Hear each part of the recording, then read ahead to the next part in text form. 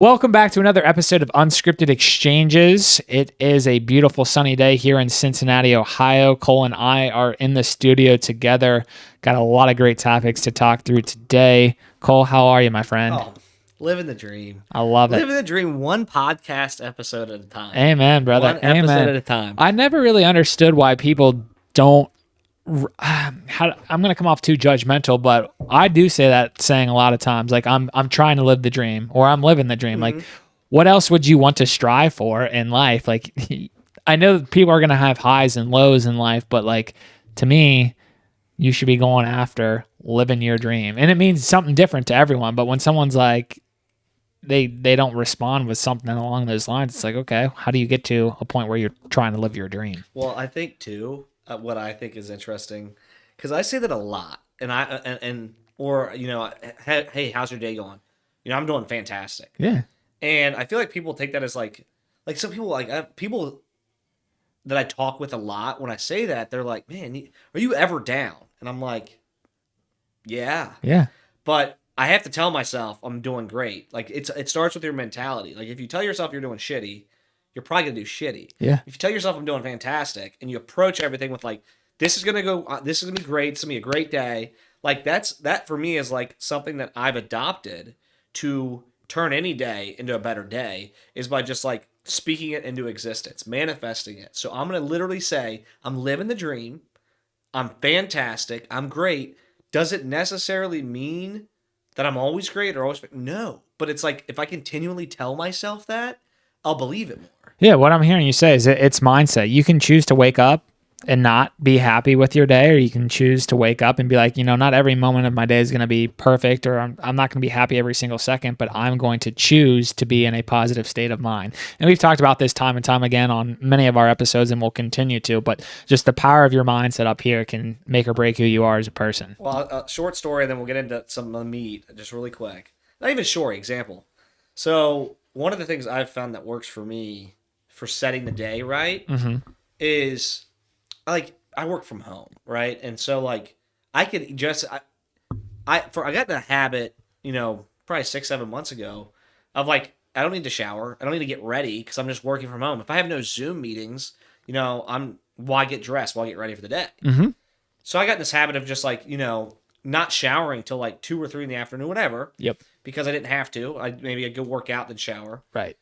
And I realized like it was messing with my like routine. Like I just wasn't feeling like I was starting the day off right. So I got into this habit of now, no matter what I have going on, I get up, get Ava to school, whatever, and then I shower. And when I'm in the shower, again, really corny. No, you don't get any ideas. Yeah, it's not a cold shower, all right? Sometimes I take cold showers, but what I do is I'll sit there and I'll say, okay, what do I want to get out of the day? And I'll literally I'll turn the music on my phone, and I'll spend that like 5 to 10 minutes in the shower, literally telling myself like positive affirmations, like today this is what I'm getting done. Today's gonna be a great day. Like shut all the noise out, and it really like sets the tone for the rest of my day. Yeah. But I'm spending that time like not looking at my phone, not reading a book, like so I'm using that time to a shower will refresh you, right? So my body is like getting refreshed. I'm cleaning off. Like a shower wakes you up, I turn it a little bit cold to really get like the blood flowing, get everything moving right. And then I'll just use that time to disconnect, to make my body feel good, make my mind feel good.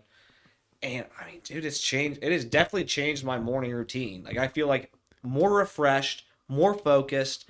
And I feel like even though I might still get back in sweatpants and a t-shirt, it's like my day started off with something productive, right? I've set the stage. So anyways. That's a beautiful thing to hear. I mean, I think that's an awesome practice that, anyone listening and even myself could try to incorporate.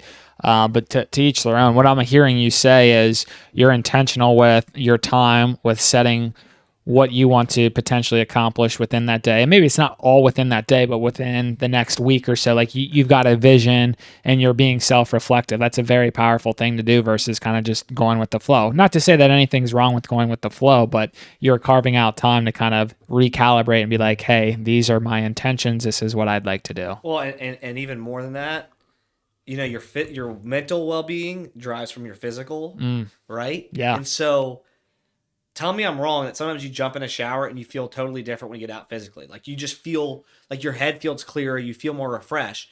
So not only am I like setting my goals and stuff, but I'm literally like treating a physical, Mm-hmm.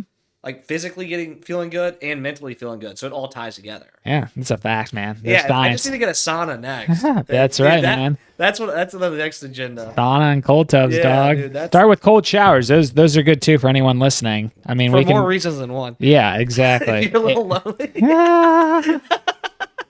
All Shall right, we let's get dive into into it. the first big Yeah. theme? I'll let you kind of kick things off, but I think it was around positioning, your selling and stuff. But I'll let you lead here. Well, everybody, most people that listen to our podcast are aware that, I'm very passionate about sales. I'm very passionate about the psychology, the sales professional, the professional side of sales, and really just like the concept of selling itself. Yep. I believe like we're all salespeople in our own way. To get what we want to get to in life, we have to be able to sell Yep. and communicate. Mm. And I don't want to spend time today dissecting what selling and sales means. Yep. Because I think that's a topic in itself. Sure. What I wanted to do today is I had this conversation with somebody this past week, which really sparked me wanting to talk about this. You know, the sales profession as a whole, and people that are in a sales specific role, it's growing. It's becoming more and more critical for people that are good at it, that know how to do it right.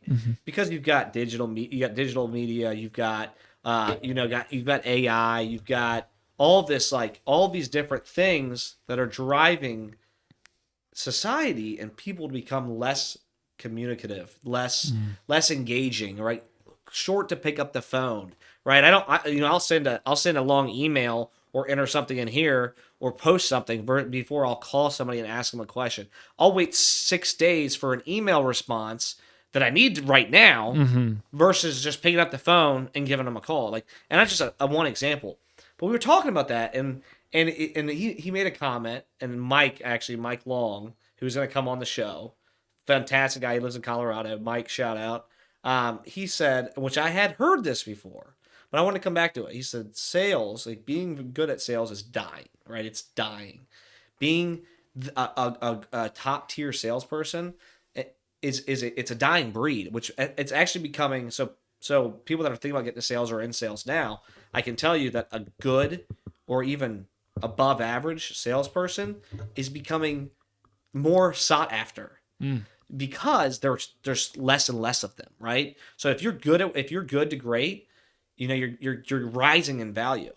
And one of the formulas he said to me was to be a great salesperson. Like, Cole, you're exceptional at what you do. He's one of my clients, very exceptional at what you do. And we were just kind of getting into this. He goes, I've always looked at it like this: sales is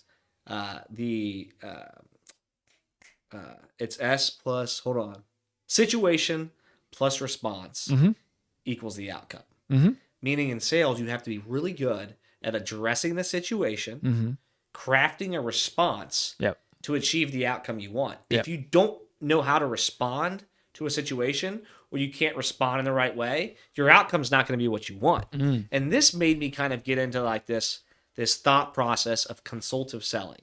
So what I do, and so I'm for you listeners, I'm not going to sit here and talk about business consumer selling. I'm not going to talk about transactional selling, product selling, like and discuss it. 5 minutes, you're out the door. This is a conversation around consultative or consultative selling. Yep. Business to business, relationship selling. That's what I want to get into. And I was thinking about this on the way over here, Hayden. I was thinking about what is consultative selling, right? What does that mean?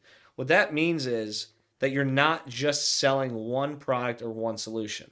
What it means is that you're having to build a relationship and get to understand and use your ears to figure out what your client actually needs or what you can do. And there's a few factors that go into that. First, the number one most important thing is listening. You have to listen. Listening is not just me talking to you and you saying, "Hey, Cole, I think I like the color blue." And I go, "Oh, great. He likes the color blue." Yep. Listening is more than just that. What I mean by listening is listening and digesting not only like what's being told to you through the conversation, but what's being pushed through the media, what's being pushed on their financial reports, what their forecasts look like, what their marketing team's saying, what their customers are saying. You need to listen to that stuff and understand it. You got to listen. Yep. So first step, first most important thing is listening. And I want our listeners to be clear that listening is not just so simple as you telling me something and me writing it down. That's not listening. It's taking the whole thing into account. Number one. I would say to interrupt, that is it is listening, but it's surface level. And what you're gonna get into is like you got to do more than just the bare minimum. And I'll let you continue. 100%. For anyone that would take it literally, and that's sometimes me, and that's why I wanted to jump in with that. Yeah. So the first step is it's that listening part of it, listening to everything, and then being able to get okay, I've got this. Second step to that is being able to take that information that you've got, whether it's through these different avenues and stuff, and organize it. Mm-hmm. So the one place that a consultative sale can be lost is by not being able to do this next step. Mm-hmm. Right? You listen and you get all this information and you get to step 2, which is organizing it. And this is something you don't hear a lot of books or salespeople on the media tell you, or sales gurus.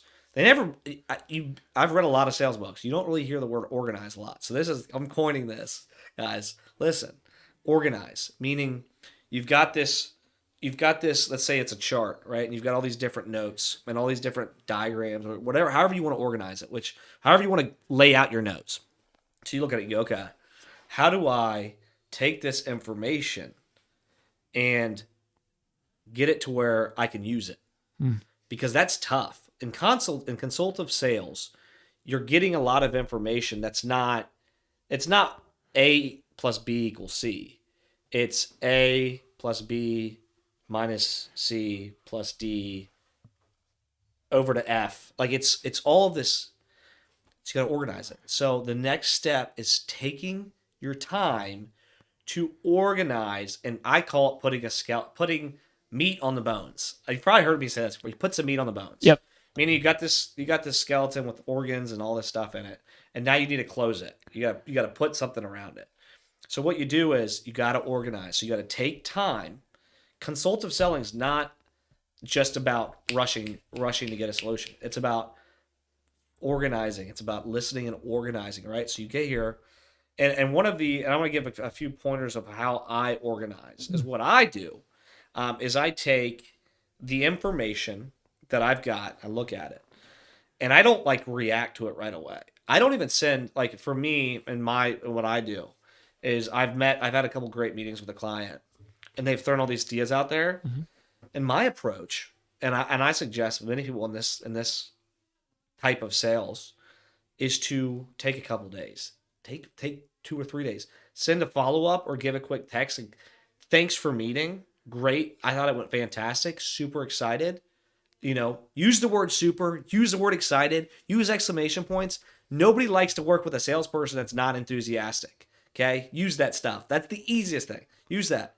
Then take some time. Tell the customer or the prospect, hey, I'm digesting what we talked about. I love that word, digesting. I'm digesting our conversation. Mm-hmm. And then digest it. Don't just leave it and move on. Go through it.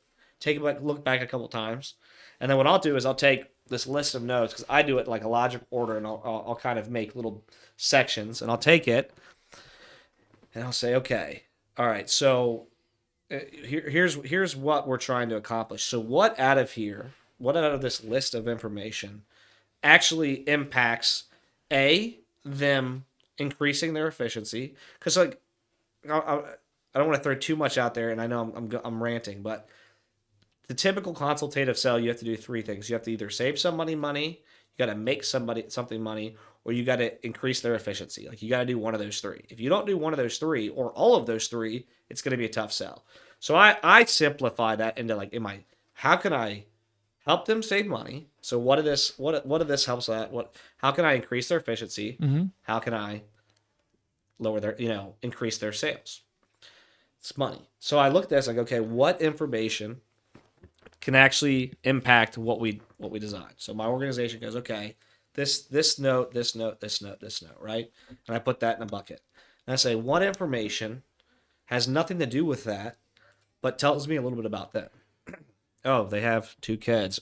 A, they're doing a reshift in corporate structure. Oh, they are, you know, very interested in what the next 5 years holds, right? I say that, okay, so I got my part that's gonna be either increase sales, decrease costs, increase efficiency. That's one bucket. And I go, okay, what's more personal, or what is more of, what a lot of us would say ancillary information or unvaluable information. And I write all that stuff down. I say, okay, there's my second bucket. And I look at them, I say, all right, now after I've gotten to that, before I go back out to the customer, I say, what in this bucket that's most people would say is ancillary or unimportant or has nothing to do with the solution? What if I were to draw a very, very stretched correlation? What in here could actually impact this? Yep. 9 times out of 10, there's something in that information that actually could impact one of these. So okay, which one is it?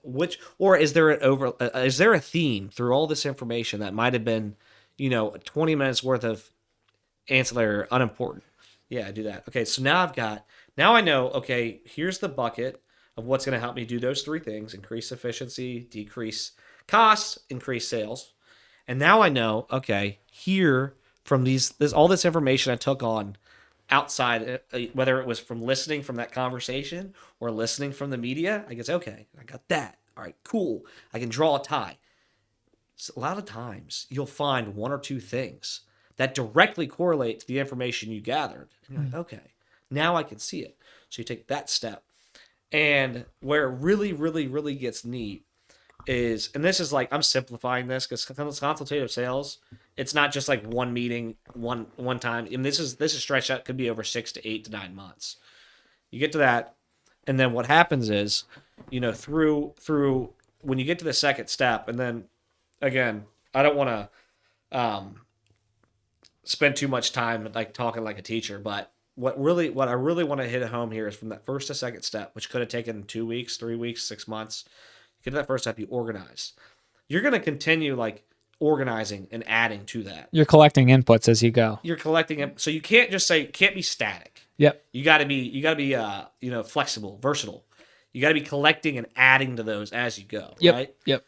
And as you're adding to it, what you really, really, really need to do to close a new client or close that prospect on that solution is you need to be, as you're flowing things from the listening stages to the organization, you need to be flowing information to the client as you're doing that. So consultative selling is not A, B, C, sale. It's almost like a continuous line of communication and process, like a never-ending cycle. It's not just you get A, B, C, and D, and that's it. They're all kind of like meshing together. So my biggest thing I would say, and again, there's a lot more we could get into here, but my biggest thing I would say is like as you're collecting and you're organizing, you need to be communicating as you're going. So feedback, we talk about this with Scott Jacobs, and we talk about this with Scott, a couple episodes ago, Queen City Angels. We talked about this with which is a great episode. We talked about this with Chris. Yes. Continuous feedback. And what really is going to set you up for success is not waiting too long to get feedback. It's okay, I heard this, I organize it this way. What do you think? Is this something you think's cool? Is this hey, I saw this, I was thinking about you, or hey, has there been any changes or updates? As long as you're maintaining that constant communication, that buffer, and you're not rushing it, you're not you're the recipe for success and the odds go way higher by doing it that way, by looking at it as not just 1, 2, 3 steps, but more of a process that's going to drag on. And that third piece of it, that close, right? Get the first project, the first deal, the first contract. That's easy. If you've done these 2 really well and not rushed it, that third one When you go to get the sale, you're 99% sure. Like, I mean, I'm at the point now because I've been doing this for years, and I'm still not the best. I still have a lot to learn. But when I get to like that step where I finally have something something for them to sign, my confidence level is damn near 100% because there's no holes. There's no holes. I took my time. So I guess what I'm getting at is there's some things you can do to listen, to organize, and to make that close a lot more probable in a consultative process. Yep. And the last thing I want to leave with, and I'll do some, and just for you listeners and Hayden, what I'm planning to do is call out a couple tools that are really helpful with that. And I'll do a little short video on it for LinkedIn Sales Navigator, HubSpot. You got Salesforce. There's a few other ones out there. Zoom Info. There's a few really specific tools that you can use to help listen and get more information. But what I'm getting at is that if you do this right and you follow and you take your time, which taking your time is hard for a salesperson. It's very hard because you want to just do. But if you take your time and follow these and don't skip, I don't want to call them steps. You just have to put effort in. I don't want to call them steps. 1, 2, 3. I don't like that. If you take your time and have this constant flow of communication, I would stake my reputation that your close rate would go up like 25 or 30%. I'd be shocked if it didn't go up more, because you're going to figure out in these two steps, this first phase, this first part of the process, if it's even worth getting to the end of it. If you've done your job at the beginning, you're actually, you're working with a qualified prospect or client. There's a need. So it's just a matter of taking your time to help fill it. So a lot of good information to unpack. I was on a roll there. You certainly were, and I appreciate you sharing your insight, your experience there, coming from a sales perspective. I think a couple of things that I would piggyback onto is even hearing what you described there. How do I maybe apply that in a role that's not necessarily a quote unquote sales role? But you and I have talked about this plenty of times offline. Like, sales and marketing are very closely related, and I like to say everything that we do is a form of marketing. So whether or not your official job title is salesperson or you're an account representative, yada, yada, yada, you're still trying to influence and win people over via your ways of marketing or selling yourself, selling a product, a service.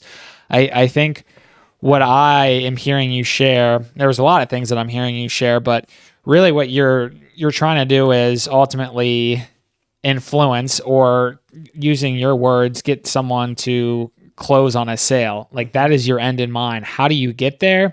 And you were kind of categorizing that into kind of 3 big pillars. I know you don't like to use the word or steps, but the first aspect of that is just genuinely listening and collecting the information. But how do you make use of that information? Because there could be information that doesn't really mean too much at the end of the day, and that's where you dove into organizing that. Or to me, that's called synthesizing. Like, there's all these inputs that you can get, not only from the person that you might be directly communicating with, but then you have outside research that you can be bringing in. You could be partnering with, other or previous clients that could help, play into 100%. This potential sales deal, etc. So it is an art when it comes to understanding, how do I take this information or all these different tidbits of information, data, anecdotal remarks, etc., but synthesize it or package it up into a valuable proposition to make, your client want to proceed further with you. And some other words that come to mind is you're essentially just building trust through continual communication along the way. That is how you ultimately close or sell yourself. And again, you don't have to think traditionally in terms of what Cole was describing as a salesperson. It could be a project or product manager that is working with a stakeholder to understand, okay, what is the business problem here? How do we truly understand whether or not this is going to help the bottom line, as well as impact the shopping customer? And you have, to your point, those open lines of communication. You're always collecting that feedback, and then hopefully they're starting to see the value that you're providing by presenting it in a light where they fully understand, okay, yeah, you're right. This is what we truly need. Here is the final recommendation. We're willing to go with whatever it is that you packaged up. And that, to me, for like a product or project manager, is the same lens when you're talking about actually closing on a deal. So yeah, very, very impactful stuff. I think, to your point, one last remark that I would make is just have good communication, because you'll build trust along the way and you'll have a higher probability of closing on a sales deal. But again, it's very situational, as we always highlight. But the more that you can have those tough conversations, build trust, your stock's going to go up along the way. I think too, Hayden, you hit something that was like ding ding ding. Like if I was like a prospect, right? If you were my prospect, I'd say there's like a, there's a hot button. And I think this is something that's important. As you mentioned, like using other clients or working with other individuals, and that's like strategy, right? That's strategy. And there's a whole conversation we could have around that, because I think in consultative sales, I know I'm being very specific, but in consultative sales, it's super important to strategize and to network and to, from behind the scenes is go, okay, like if I were to build a diagram, like if I do this work and I know this person, they could get me to here, and so a lot of consultative sales too is like who you know. Like a lot of it, I do not want to undervalue. A lot of it is because then it becomes okay, I know him and they mentioned me to them, and now you're starting to get referrals, and it's people are coming to you saying, hey, like I want to immediately lay out like what's going on, right? And so once you get really good at it, and you really dive into it, and I'm not saying there aren't plenty of people that are amazing at this, but as you're building a career in consulting, consultative sales, or being a product manager and stuff, starting to network that way and understand how to build like a strategy map, I would call it, and start to connect the dots. That's when you can really like blow the top off. Absolutely. And I wouldn't even say that it's a final destination when it comes to learning how to build out these strategies. You're always trying to fine tune them and work on them, no matter if you're day one in your career or you're a 30-year veteran in this space. And again, thinking beyond just, and I know you're using your experience and perspective with sales, but for anyone that's like, well, I'm not in that industry, when you highlight the power of networking, that goes beyond just, again, the sales space. Like it's anything and everything. If you know how to network appropriately, you're going to find yourselves in maybe bigger and better opportunities that, unlock additional things for you later on down the road. But again, it's, if you're not leveraging your network properly, like you get what you put in. So if you're not wanting to network and learn from other people, whether they're in your direct industry or adjacent industries, like you're probably not going to grow and end up finding yourself in these future opportunities. I like to think that networking is all about building relationships for the long term. Like it's not going to happen overnight. And you know this too, like you're planting seeds. Like we've been planting seeds, to use an example here with our digital media company. Like we're slowly building out a broader network. We're trying to get to know big players and people. How do they operate? And another thing that you and I always talk about is people love to hear themselves talk. So like let them have the stage and share kind of their experiences, what they excel at, and we can kind of start to take some information and make it our own over the long run. And that to me is kind of how you network and get better. And you're going to end up finding yourself more creditable because you're willing to stick your neck out there, meet with people, learn from them, because they also probably are interested in you to an extent and they want to hear your perspective. And that's how you both kind of create value along the way, and new opportunities end up presenting themselves when someone's like, you know what, I actually enjoyed talking with Cole, for whatever reason is, but there was something that was very memorable. And it doesn't have to be just a one-time thing. It's like, Cole's always checking in, whether it's once a month, once a week, the frequency there. He's always asking me just little things that I care about. Like he truly listens to me, and there's value to be built upon that. So it's extremely important to understand the power of your network. And also for anyone that's kind of maybe worried that, well, I don't have a network, that's all right. It's fine. Just continue to be willing to ask questions. Like use LinkedIn as a great example, or network platform, whatever the heck you want to call it, and start sending requests to people. Now, there's probably a little bit more strategy behind how you could send some of those requests. You could probably put some type of personalized note, whatever it might be. That way you're not like anyone else just receiving a random request on LinkedIn. If it's someone that you're aspiring to be or someone that you want to learn from, you could just be like, hey, so-and-so, I really like your work. You know, these projects or whatever you've done in the past really have touched me, and whatever, like make it personalized. So that person's like, oh, wow, this person actually cares about the work that I've done in my life or whatever it is. They're going to be probably more willing to actually connect with you. And again, that's how you start to build out a relationship, and it's going to take time. And there's going to be plenty of instances where someone just doesn't, connect with you, and that's fine. You just don't take it personally. Just move on. There's plenty of fish in the sea. So I love that you said LinkedIn. I love everything you said was spot on. I mean, typically it's not, but today, like, you're on. No, I'm just kidding. I like the LinkedIn call out. Something I think like you're talking about not being cookie cutter, not being canned, not being like everybody else. Mm-hmm. And like I feel like a lot of people like overcomplicate networking. Like you hear the word networking, it's like, and like how many times have you heard somebody go like, I'm just not good at networking? Too many. Like little right, and Right. you're just like, but what's so complicated about it? Right. Like you get to know people. There is nothing that it takes time, it takes effort, but it's like you just have to talk to people. Like it's in your head. It's on your head. Right, which is tough when someone does say that, like, I'm not good at networking, or I don't have a good network.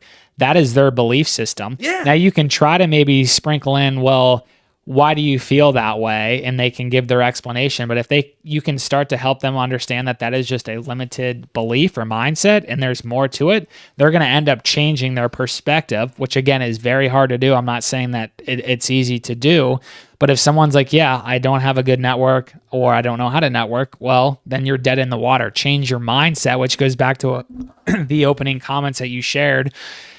And you can do a lot with your mindset. You can build out a powerful network if you have that mindset. But to your point, it's going to require time, energy, and effort. It's not going to happen overnight, which is applied to so many things that you and I hit home on time after time on our podcast here. I'm making you lose your speech too. There's something in the air over here today. Like, dude, okay, and I think we've hit a couple good topics. I think we're close to wrapping up for this. But one of the things I think you just said, right? Get out of your own head. And I'm gonna give like a quick tip I think works on LinkedIn. My opinion, no data behind this. Mm-hmm. I like when people reach out and just say, "Hey, thought your profile was interesting, figured I'd connect." I like that way more than, "Hey, saw you work for Unscripted Exchanges and looks like you could grow your media by 57% and yada yada yada yada." So whoever's reaching out to me that do that, I'm telling you, I'm not reading it because you're just like the 75 other people that did that. If you were to say, "Thought your profile was interesting, thought you looked like a cool guy," anything like that, one sentence, can you connect? 10 million times more willing to have a relationship with you because you're not immediately trying to sell me something. So if you're on LinkedIn, you're trying to grow your network, don't immediately go in. You can customize it like, "Hey, I saw that you had a background at Fifth Third Bank.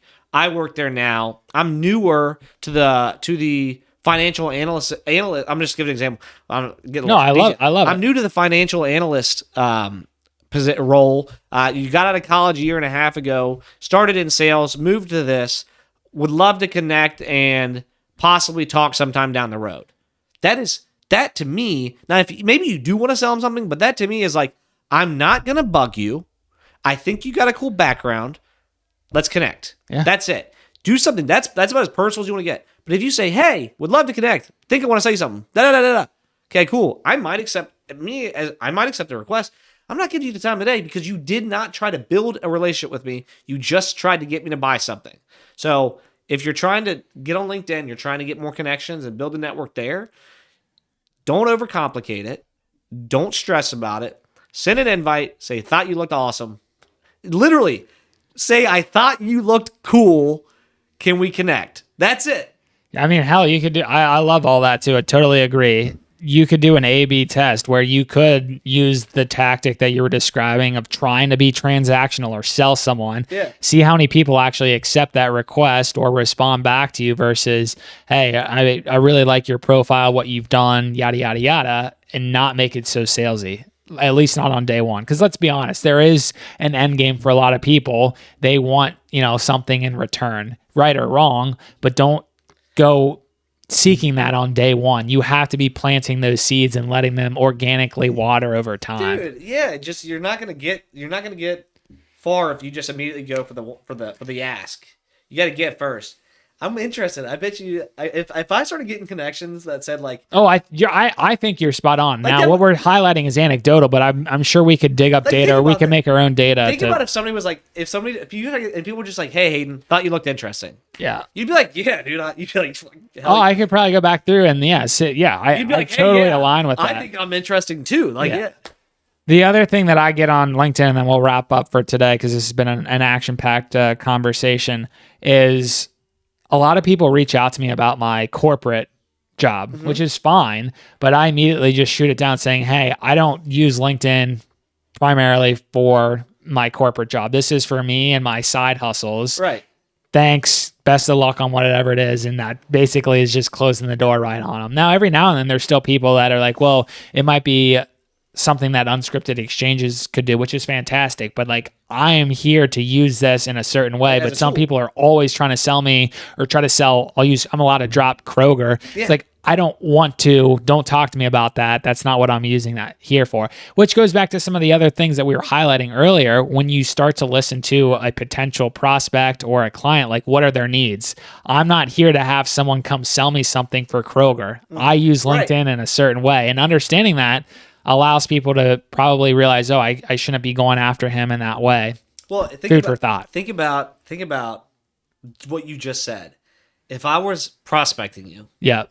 First of all, I'd look at your title and I'd say, okay, tells me a little bit, but like every corporate structure is different. So being a senior product manager doesn't necessarily mean he does or doesn't make decisions. So I can't that's anecdotal. Fair, yeah. I don't know. Yeah. But if I were to go look at your profile, yeah, just using my brain a little bit, I'd go everything Hayden posts is either about motivation, about adding to helping promote unscripted exchanges, helping promote what better well-being for. I could go through your post and do 20 minutes of research and go, yeah, dude, this guy's not using LinkedIn to be a purchaser. Like he doesn't want I could do that in a heartbeat with you because literally 20 minutes of looking at your activity would tell me like this.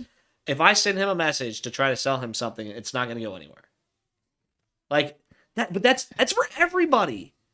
And the thing is that's a prime example. I love it. And I know you're using my profile as an example. Just don't be lazy. Yeah. Spend even 5 minutes. It's probably not that hard to figure out, okay, this is what this person may or may not be interested in. Now, again, it's not always that easy, but to your point, using me as an example, yeah, it's not that hard to figure out how I'm leveraging LinkedIn. And you'll save yourself time if you're a recruiter. For any recruiters listening to our show here, there is not only an art, but there is a strategy in terms of how you would be connecting and building out a network and also just selling. Again, it depends on all the different roles that are out there. I mean, I've got way too many people trying to sell me on some SaaS product for Kroger. It's like, great, I don't care, but best of luck. Right. Don't be coming to me knocking on my door for that. Well, and it's too, and then I think we will wrap it up. I just think this is funny because think about this, right? Think about all the people that just reach out and message people on LinkedIn, just using LinkedIn as the example. Yeah. That if you go to somebody's profile and they have one role shown or two roles shown, and it's not even linked to the company that they actually work for, or you can just tell there's barely an activity. If you really want to get in touch with them, why are you dropping them a message on LinkedIn? Yep. Right? Yep. The activity, I don't know. That's just more of a sales thing. It's just yeah. You could go spend hours dropping messages on LinkedIn, and then I think the takeaway is stop spamming on LinkedIn, literally, damn we're it. done with it. Okay? We're done with No more. All right, folks, we appreciate you tuning in to another episode of Unscripted Exchanges. Cole and I are having a blast. We get better with each and every episode. Cole is bringing on the biggest and best names in the business. Appreciate you guys as always. Stay tuned for some exciting campaigns that we have not yet announced, but will be sharing here in the coming weeks. Cole, anything else that you'd sign off with? Well, I've got a coupon link thing. I'm trying to work. Athletic Brewing. We're a partner with Athletic Brewing now. Heck yeah, man. Call that out. Big news. But trying to figure out how to work their partnership portal and stuff like that. So I'm explaining too much, but there will be some links dropped. There'll be some coupons. Athletic Brewing is my favorite non-alcoholic Heck yeah. IPA. And we'll be dropping some stuff as soon as my dumbass figures that out. Some affiliate deals. Awesome. Cool. Thanks, Cole. Thanks, all. Talk to you guys next time. Bye-bye.